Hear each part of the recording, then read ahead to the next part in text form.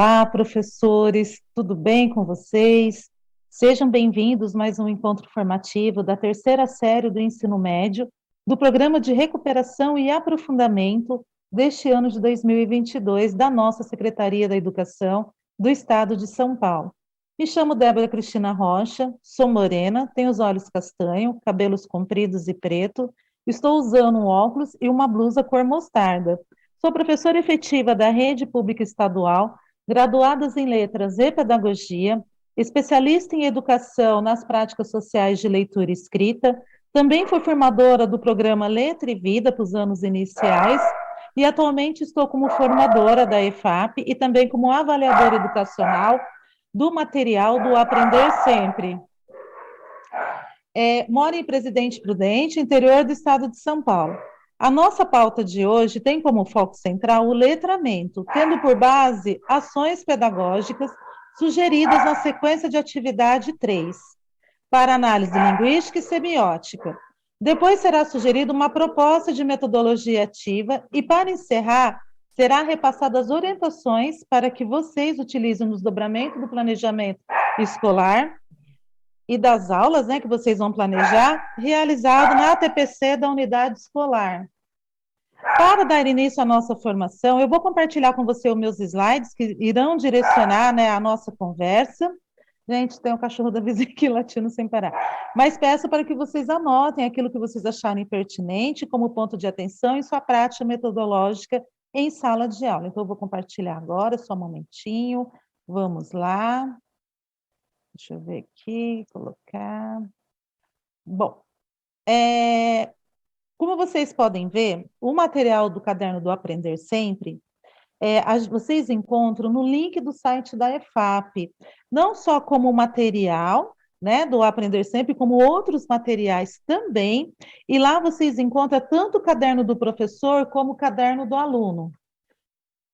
Bom, os objetivos dessa formação eu vou ler para vocês esse slide, são revisitar os aspectos teóricos apresentados na formação de etapa sobre o tema central letramento, com enfoque na análise linguística e semiótica. Também tem como objetivo relacionar o tema central letramento com as atividades da sequência de atividade 3 do material Aprender Sempre, tendo por base a análise linguística e semiótica.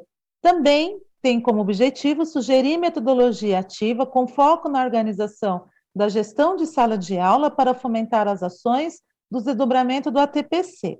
Então, como vocês podem ver, iremos revisitar brevemente os aspectos teóricos que foram apresentados na formação da etapa, que tinha como tema central o letramento, também com enfoque na análise linguística e da semiótica. Depois a gente vai relacionar esse tema central, que é o letramento, como que ele se articula com as atividades da sequência de atividade 3 do material do Aprender Sempre, tendo como base análise dos aspectos discursivos, ou seja, a parte linguística e semiótica. E, por fim, iremos seguir, como sugestão, um plano de aula pautado na metodologia ativa, com foco nessa organização da gestão em sala de aula, para fomentar essas ações e planejamento durante o desdobramento de pauta de vocês, da unidade escolar, do ATPC. Então, nesse primeiro momento da nossa agenda, a gente vai revisar, os aspectos que foram comentados na formação da etapa, que tem como tema central o letramento, com foco, O foco vai ser a análise linguística e semiótica, Tem esse enfoque aí na análise linguística e semiótica. Já no segundo momento, a gente vai relacionar esse tema central, que é o letramento, com as atividades da sequência 3, Tendo como base também essa análise linguística e semiótica, e depois, por último, no terceiro momento, vamos sugerir um modelo de metodologia ativa, voltado para rotações, mas é apenas uma sugestão, e um plano de aula desse modelo. Mudando aqui nosso slide, então a gente começa agora nesse primeiro momento, que é revisitando os aspectos teóricos apresentados na formação de etapa sobre o tema central letramento, com enfoque na análise linguística e semiótica. Então, conforme eu comentei, a gente vai revisitar tudo aquilo que foi apresentado na etapa, mas a gente vai aprofundar um pouquinho mais nessa concepção teórica. Então, nós estamos aqui a língua portuguesa na perspectiva do enunciativo discursiva. Então, o que seria isso, professores? O nosso currículo paulista, lá na página 101, ele está pautado com base na BNCC e nos PCNs. Por quê? Lá eles apresentam a língua portuguesa sobre a ótica enunciativo-discursiva. Esses teóricos, ele visam impactar o trabalho proposto para a língua portuguesa com ênfase na linguagem, sendo vista como uma prática social. Por isso é fundamental, professores, sempre considerar um trabalho pedagógico os 4 eixos, que é a leitura, a oralidade, a análise linguística semiótica e a produção textual. Por quê? Essas práticas de linguagem, ela devem ocorrer por meio dos sujeitos sociais, historicamente situados em uma interação sempre responsiva.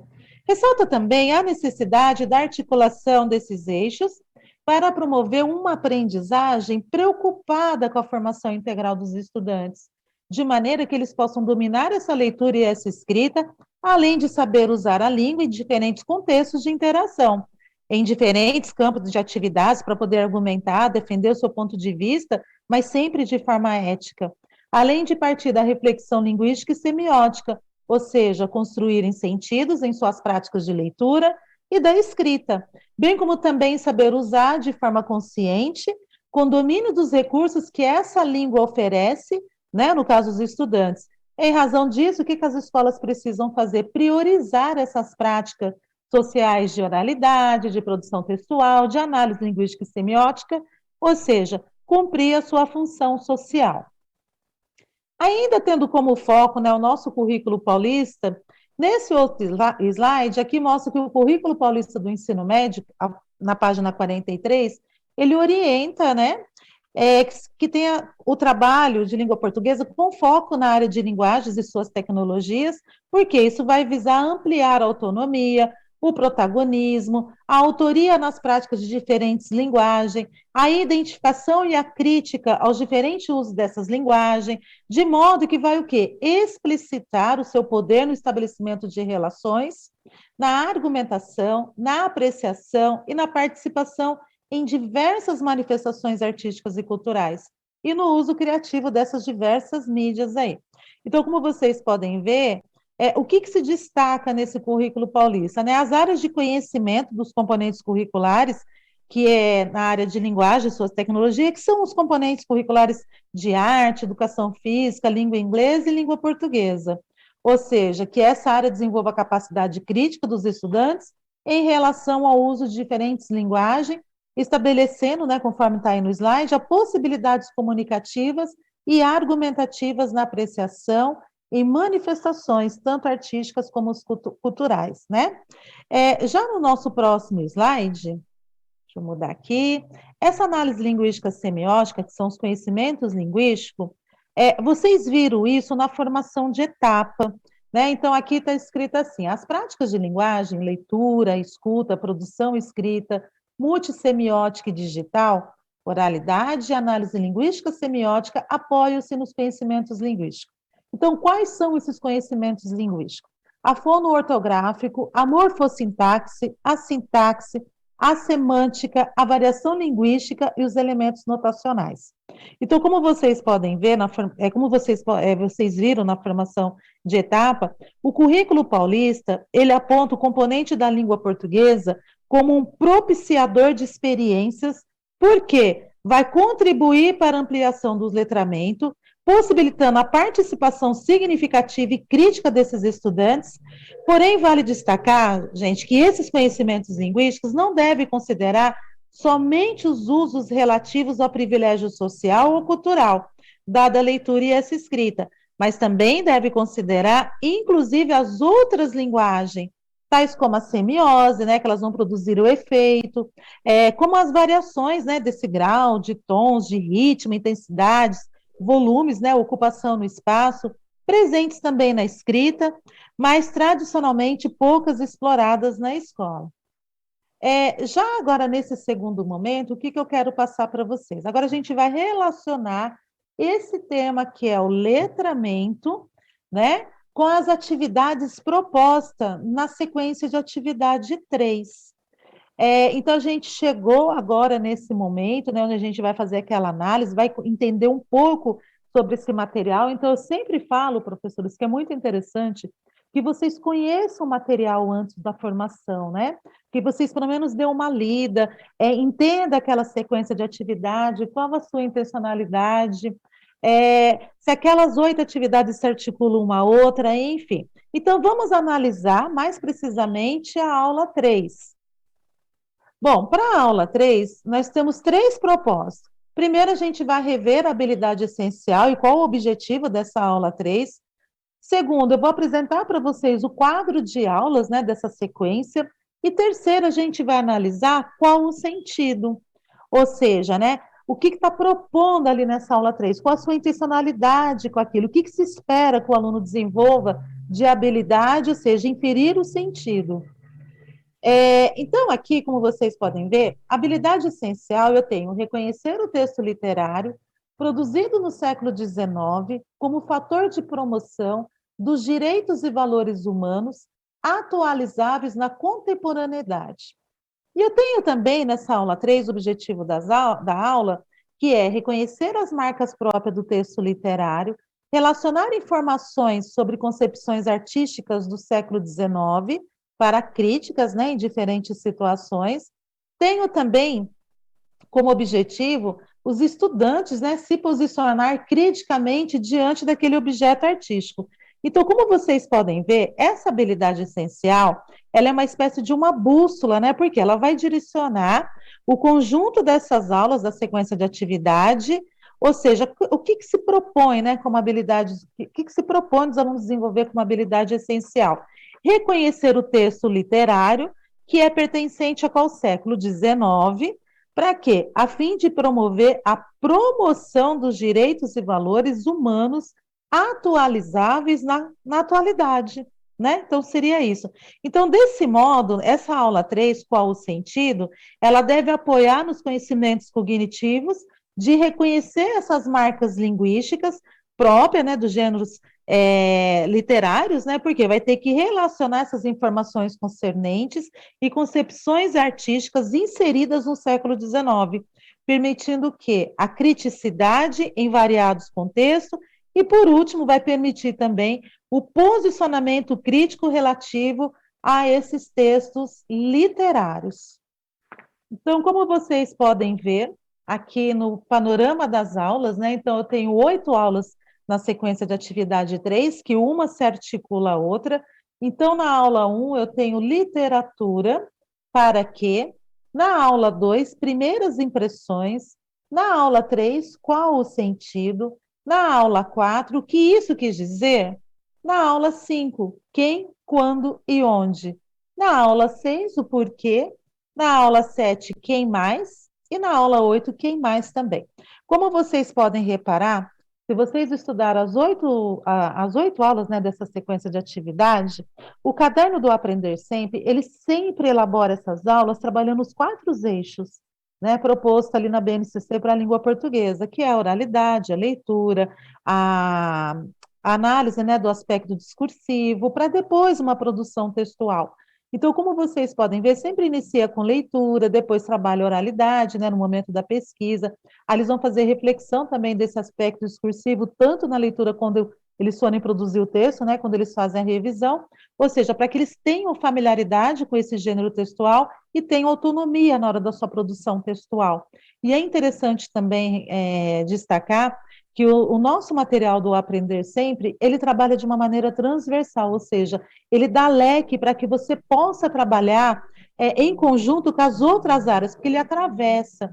Então, por exemplo, já que a gente vai falar de literatura, século XIX, enfim, seria interessante, professores, que vocês trabalhassem nessa parte transversal, ou seja, atravessa a área de ciências humanas, por exemplo, e pede auxílio lá para o professor de filosofia, de história, de sociologia, para estar apresentando como era o contexto social da época, a economia, né, os aspectos religiosos, como também você pode pedir ajuda, né, de uma maneira interdisciplinar da sua própria área, ao professor de arte, ele pode estar auxiliando também, estar mostrando como que era a arte naquela época, né? Tanto na parte da arquitetura, da pintura, da escultura, né? Para o aluno começar a entender que a escrita é um reflexo do contexto histórico. Aí vai ficar bem mais fácil essa compreensão. Então, vamos analisar agora a aula 3, que tem como nome, como tema, qual o sentido? Mas o nosso foco não é oralidade nem a leitura, é análise linguística semiótica. Então, vamos lá? Primeiro, vamos conversar, né? Que é a atividade. Ao retornarmos à aula, a retomarmos a aula anterior, vamos continuar nossa análise sobre o fragmento do poema de Castro Alves. Leia e responda. A. Você compreendeu facilmente o sentido do poema? B. As expressões utilizadas pelo autor são de fácil compreensão? C. É visível no texto a intencionalidade do autor? Então, como vocês podem ver, professores, nesta aula, nessa sequência de atividade 3, nesta aula 3, é, vai ser de novo retomada a leitura, né, do poema do Navio Negreiro, que é de Castro Alves, mas agora a finalidade não é apenas uma leitura igual foi feito na aula 2. A finalidade agora é aprofundar essa análise, né, observando essas condições dessa produção de texto, a construção de sentido, as metáforas, né, que foram utilizadas, entre outros aspectos. Então, essa retomada ela tem como propósito duas acepções. Primeiro, coletar dados, né, por meio de questionamentos diagnósticos, para quê? Para que vocês identifiquem a compreensão textual dos seus estudantes em relação à primeira leitura que foi feita artificial na aula 2. E a segunda acepção é aprofundar, né, essa construção de sentidos a partir da observação dos campos semânticos. Então, é muito interessante que, nesse momento, professor, você faça também o levantamento dos conhecimentos prévios, faça também um momento de problematização, ou seja, você vai dando pistas, mas você não vai dando resposta. Então, é recomendável que você trabalhe essa análise linguística e semiótica dos conhecimentos linguísticos, do lexical, né, e do semântico. Por quê? Já que na atividade 3 haverá um levantamento lexical e semântico dos termos existentes no poema de Castro Alves. Então, é interessante que os estudantes compreendam esse conceito. Então, por exemplo, você pode explicar, né, o que seria o campo lexal, o que seria o campo semântico, ou seja, o campo lexal é aquele que se refere ao conjunto, né, de palavras de uma determinada língua, ou, presentes, né, naqueles gêneros textuais, orais ou escrito, tanto faz, mas que evolui, né, ao longo do tempo para se adaptar às necessidades de cada contexto social em relação ao texto. O estudante ele tem que inferir que o lexo corresponde à época em que foi escrito. Por isso que muitos têm dificuldade de compreender o vocabulário de algumas obras literárias, porque vai exigir, às vezes vai exigir até pesquisa, né? Em dicionários arcaicos ou impressos, mesmo digitais, para que eles tenham, para que eles vejam sentido no texto, porque são palavras que não é dessa época. Já no campo semântico, é interessante o aluno compreender que é o conjunto dos significados, ou seja, os conceitos, né, que determinadas palavras possuem, permitindo o quê? A construção de sentidos diversificados em razão daquele contexto, ou seja, das intencionalidades, da situacionalidade comunicativa, ou seja, um termo ele pode assumir vários sentidos, né? Por exemplo, a palavra nota. Ela pode ser tomar nota, que é uma comunicação breve, ela pode ter sentido como um comunicado oficial, ela pode ela ter sentido de referência a dinheiro, nota, né? Nota de dinheiro, ou também uma nota de música, entre outros. Bom, então aqui agora a gente tem o fragmento, né, do poema do Castro Alves, que do Navio Negreiro, né, a quarta parte, a quarta estrofe, e que foi lido na aula 2. Então ele é retomado nessa aula 3 para uma releitura desse texto, né? E para também, e tem como objetivo a realização das atividades propostas. O que diferencia que na aula 2 a finalidade era apenas representar aos estudantes essa poesia social, falar, mostrar para eles a linguagem utilizada na época, essa linguagem literária, que era uma linguagem pertencente ao ano de 1868 até o 1869, que permitia a construção de sentidos em relação àquela obra, conforme ela foi produzida. Né? Então, nessa sequência da atividade 3, foram propostas algumas etapas, né? Ou seja, então, nesse momento, professor, o que você deverá fazer? É promover esses questionamentos, né, fazendo levantamentos de conhecimentos prévios, né, dos estudantes em relação a essa literatura engajada. Depois é interessante realizar a leitura de um fragmento, né, da obra do Navio Negreiro. Depois dessa socialização dessa leitura, né, do que eles entenderam, do que eles compreenderam, aí é interessante você sistematizar essa leitura, né, por meio das questões que foram apresentadas. Porque esse poema, lá no nosso caderninho, ele está sendo proposto como objeto de estudo, né? Nessa parte da semiótica e do aspecto discursivo, né? Da nossa língua. Bom, já no próximo slide, ainda tem a atividade 2, que chama Construindo Sentido.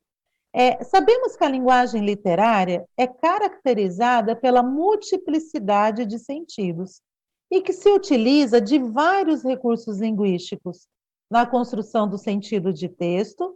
Além disso, o texto pode ter sido Além disso, desculpa, o texto pode ter sido produzido em épocas e lugares diferentes, o que pode dificultar ainda a compreensão da mensagem, uma vez que a linguagem pode variar tanto em relação ao grau de formalidade quanto à variação desse espaço temporal. No entanto, podemos seguir algumas pistas explícitas no texto, que revela a intencionalidade do autor. Para isso, podemos observar tanto os recursos de linguagem quanto os campos semânticos presentes na estrutura textual. Seguindo essas premissas, responde às questões a seguir. Então, como vocês podem ver, nessa atividade 2, o conceito relativo ao campo semântico, ele é retomado, mas agora com enfoque na linguagem literária. Então, para isso, vocês terão que destacar o quê? Essa multiplicidade de sentidos, né, em razão desses vários recursos linguísticos, né, que a literatura ela propicia para dar, né, a construção do sentido. Também mostrar para os alunos que o texto literário ele pode pertencer a épocas e lugares diferentes, motivo da dificuldade de compreender esse vocabulário, né? Essa mensagem a partir dessas questões de espaços temporais. Por isso que é interessante o aluno conhecer o contexto histórico, que isso facilita essa inferência, né? E depois a compreensão do poema, né? Para que eles compreendam esse poema, você, professor, na postura de mediador, você pode ir dando pistas, né? Linguísticas, tanto implícita como explícita, para quê? Para que o aluno consiga compreender, né, qual a intencionalidade do autor e levantar hipótese, né, de acordo com os conhecimentos de mundo que eles têm. Por isso que é muito necessária essa mediação de vocês nesse momento, para que ele consiga contextualizar a obra e a vida do autor, e com isso eles consigam relacionar com seus conhecimentos prévios, que são pertencentes à obra, e enxergam a construção desse sentido. Agora, aqui, ainda em continuidade à atividade, que é a pergunta para eles era o seguinte: observe o quadro e tente completar as colunas com expressões do texto que estabeleçam relações de sentido com palavras indicadas. Então, aqui na coluna eu tenho o dantesco e na outra coluna eu tenho o tombadilho. Então, o que eles tinham que fazer aqui nessa atividade? Né? Eles terão uma atividade de mão na massa, né? Que eles vão ter que fazer o levantamento dessas expressões que estabelecem relações de sentido com os termos dantesco e tombadilho. Porém, professores, nesse momento dessa roda de conversa, nesse momento dessa discussão, dessa socialização, é interessante, né, você destacar, contextualizar a época que esse poema foi escrito em 1869, e que o poeta Castro Alves ele se manifestava o contrário ao tráfico de pessoas africanas, né? Ele era contra, né, essas pessoas serem transportadas aqui para o Brasil para serem escravizadas, né? E para ressignificar esse termo, é possível pedir para que os estudantes também pesquisem sobre esses dois termos, né? O que é dantesco, o que é tombadilho, né? Esse termo, né, que para eles é novo.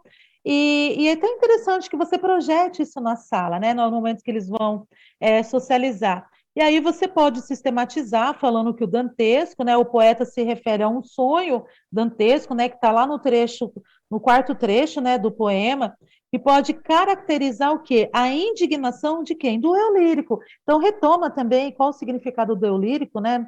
Dentro de uma escrita, né? Em relação ao quê? essa comercialização dos escravos, né? Como se fosse um inferno. Então, é possível também pedir nessa pesquisa sobre a origem do termo, ou seja, qual o significado dessa palavra dantesco. Ou seja, você pode até associar para eles que ela se relaciona à obra de Dante Alighieri, que foi escrita no século VIII, que escreveu a Divina Comédia, que é uma espécie de 3 poemas que mostram o inferno, o purgatório e o paraíso. Já o tombadilho, segundo o dicionário, né, Aulete, que é um dicionário digital, é a parte mais elevada do navio, né? É aquela que vai do mastro lá da mezena, que é a vela, até a popa, né? Assim, a construção de sentidos vai ocorrer quando eles relacionar esses termos aos navios que traziam pessoas negras da África para serem escravizadas. Então, essas respostas são muito importantes, né, desses alunos. Você vai, nesse momento de socialização, professor, você vai sistematizando, né? E aí vem a questão B. Considerando as respostas da questão anterior, qual o ambiente apresentado no poema? Aí, de novo, vai trabalhar o campo semântico, né? Ou seja, o ambiente ele trata de uma embarcação que mais parece um inferno, né? Porque ele fala o tempo todo de sangue, de gritos, né? De horrores, sofrimento, mortes, fantasmas, né? Então, vai trabalhar de novo essa parte semântica.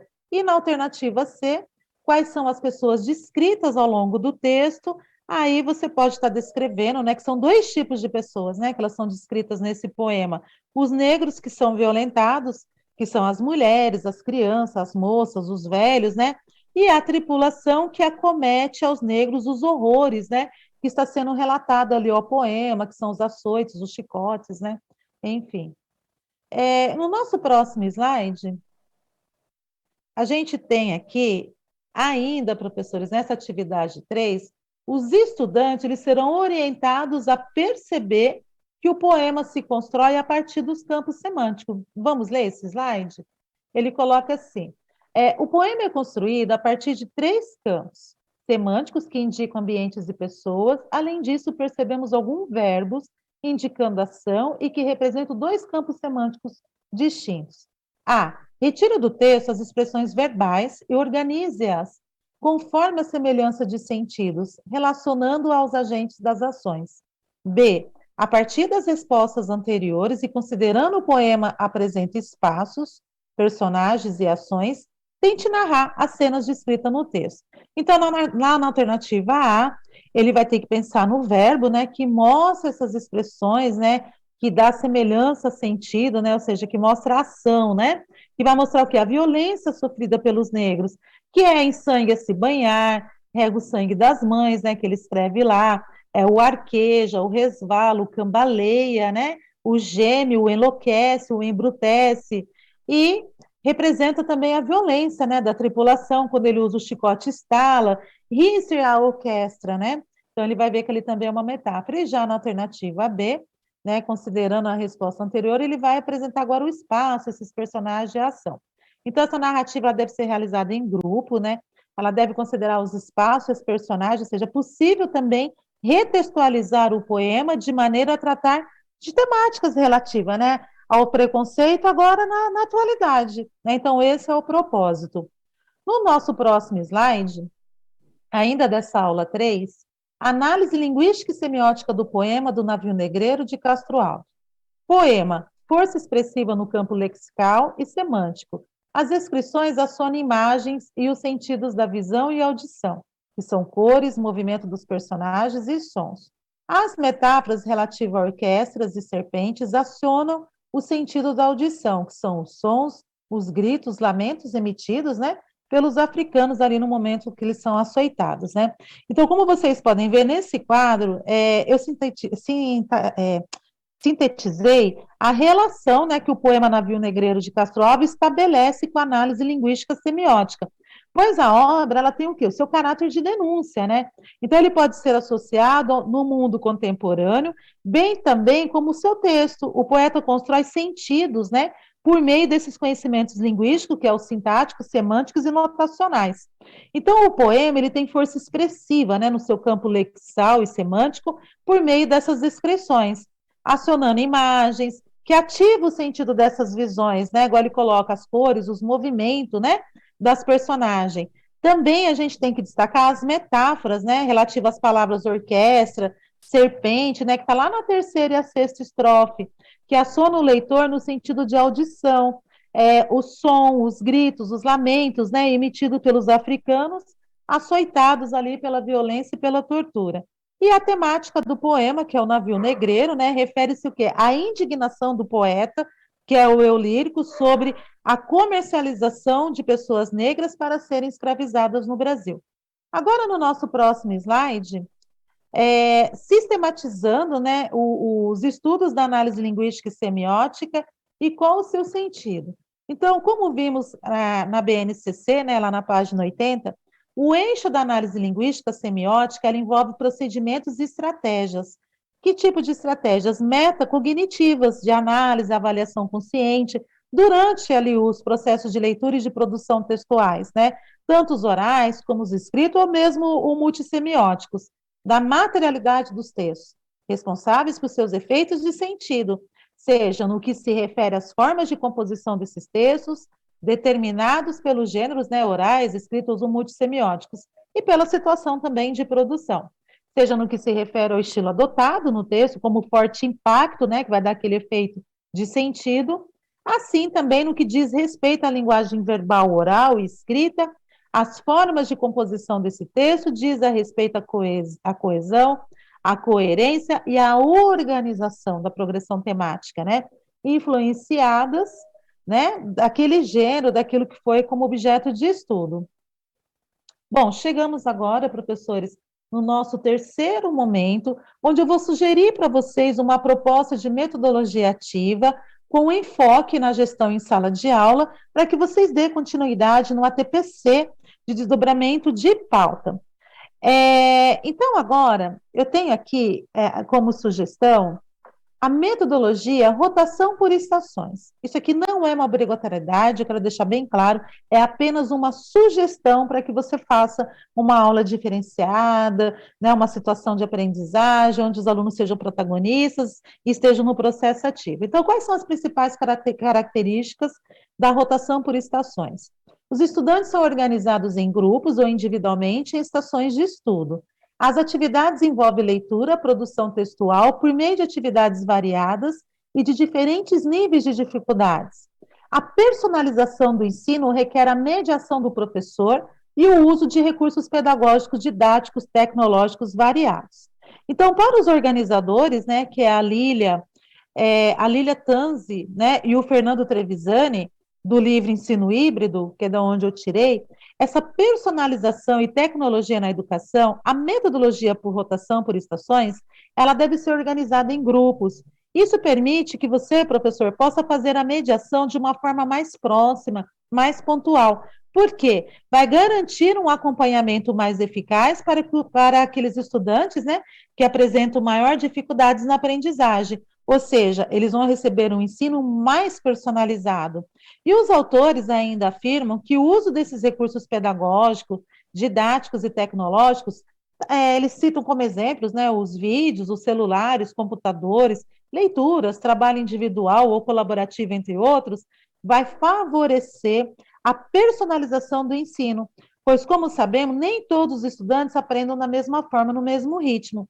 Então, vale destacar que, após a realização das atividades propostas em uma estação, os estudantes, após um determinado tempo previamente combinado, eles trocam de grupo e esse revezamento continua até todos terem passado por todos os grupos.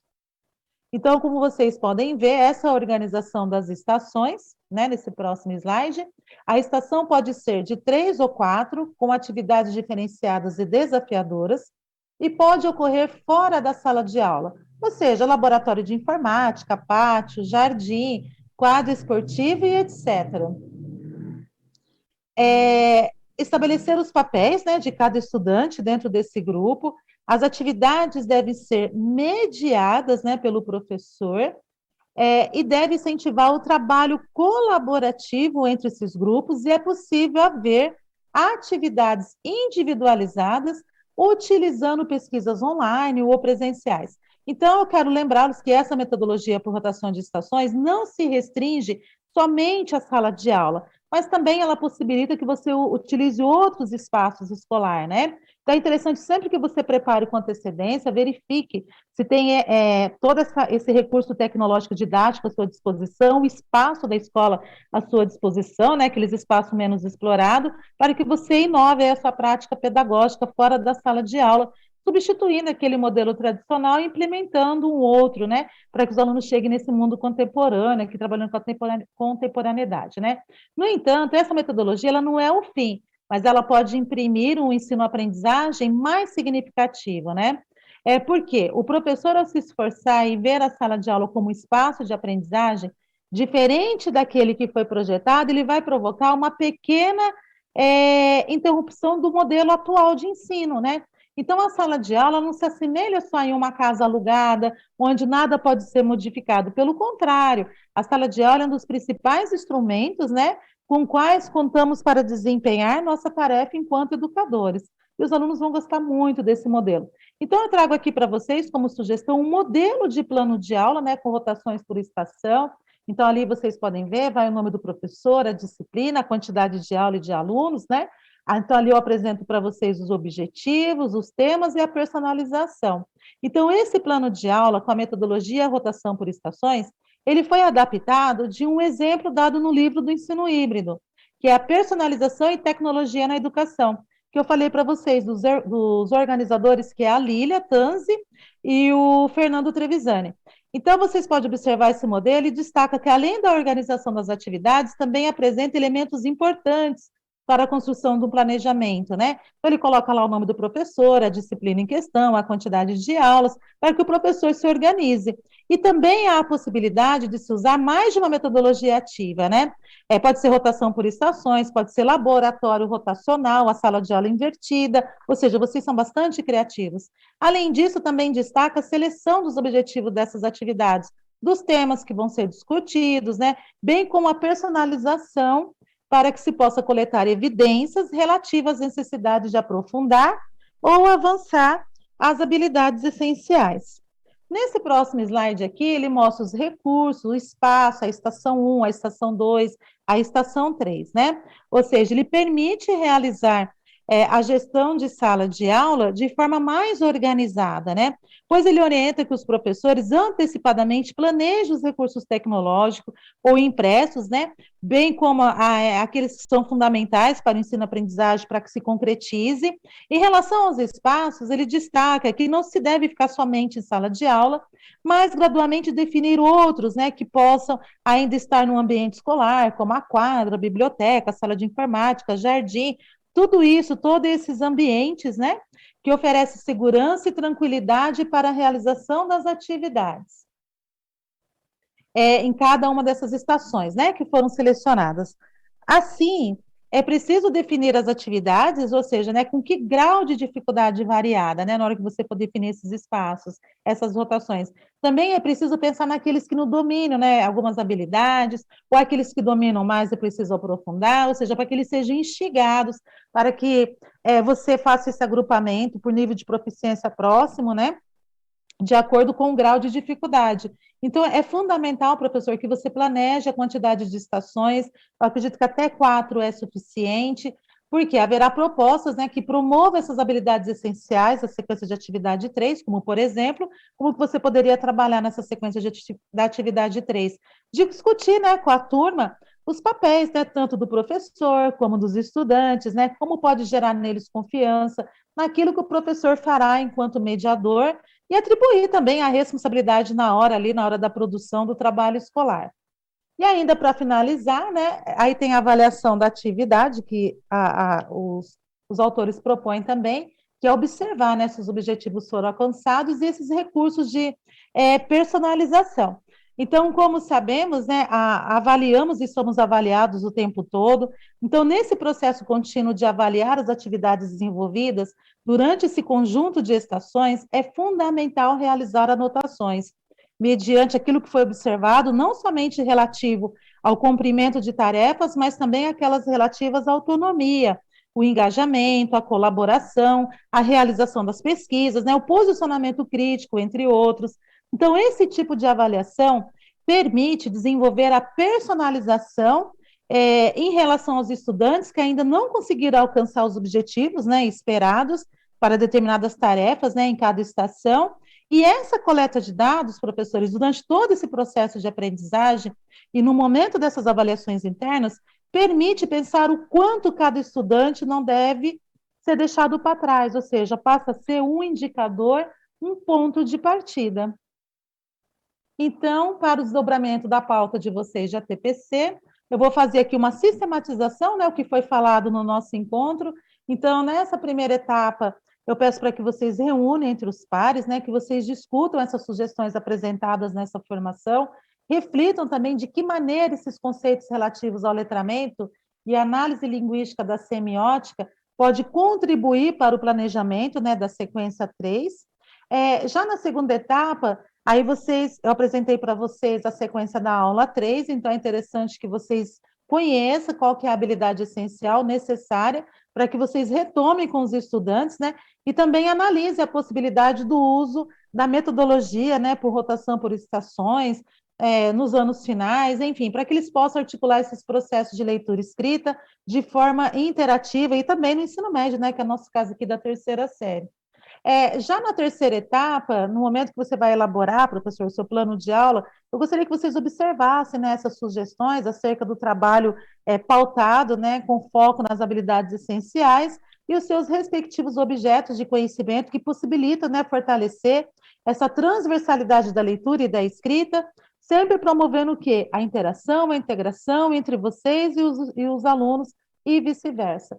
Então, vimos aqui no nosso encontro, né, finalizando, sistematizamos, né, a gente revisitou os aspectos teóricos, né, que foi apresentado na formação da etapa, depois a gente relacionou isso nas atividades propostas na sequência de atividade 3, mas com foco na análise linguística e semiótica, e depois, como sugestão, eu apresentei para vocês um modelo de um plano de aula, de uma metodologia ativa, né, tendo como foco também a gestão em sala de aula para fomentar as ações de vocês aí. Então, aqui eu tenho as referências, né, do meu estudo.